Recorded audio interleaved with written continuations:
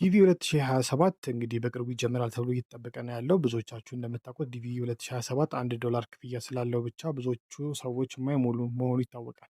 በዚህ ምክንያት አብዛኛው ሰው ዲቪ ሎተሪ የሚሞላ ሰው የመሳካት እድሉ በጣም ሰፊ ነው የሚሆነው ማለት ነው። አብዛኛው ስል ሁሉም ሰው አይደለም። ለምንድነው የመሳካት እድላቸው ሰፊ የማይሆነው? በትክክሉ የማይሞሉ ሰዎች ስላሉ። ያው ትክክለኛ የሆነው ኢንፎርሜሽን የማይሰጡ፣ በትክክለኛው መንገድ ፎቶውን የማያስገቡ ሰዎች በጣም በርካታ ናቸው። በጣም ብዙ ጊዜ ሰዎች ፌል ከሚያደርጉበት ዋነኛውና ትልቁ ሪዝን በስነ ስርዓት የዲቪ ሎተሪ ፎርሙን አይሞሉም። ኢሜጁንም ወይም ደግሞ ፎቶውንም በስነ ስርዓት አያስገቡም። አሁን ደግሞ በዚህ በፊት ከነበረው የተለየ ምንድነው? $1 ክፍያ ጠይቋል። ስለዚህ ብዙ ሰዎች አይሞሉም።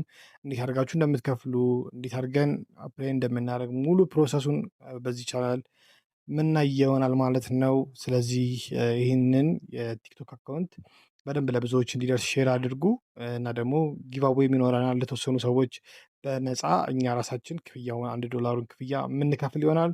እንግዲህ እስከ ዲቪ እስኪጀመር ድረስ ፕሪፓሬሽናችን ይቀጥላል ማለት ነው። መልካም ጊዜ